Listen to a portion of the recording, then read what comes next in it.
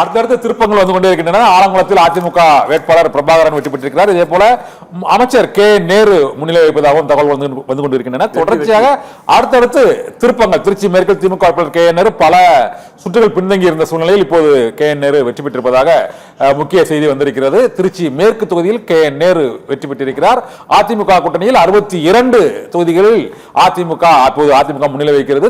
நீண்ட இழுபறிக்கு பின்னர் இப்போது மணி 2:45 மணி அளவில் இப்போது திமுக 66 இடங்களில் முன்னிலை வகித்து அந்த எதிர்க்கட்சி என்ற இடத்தை நீண்ட இழுபறிக்கு பின்னர் இப்போது பிடித்திருக்கிறார்கள்.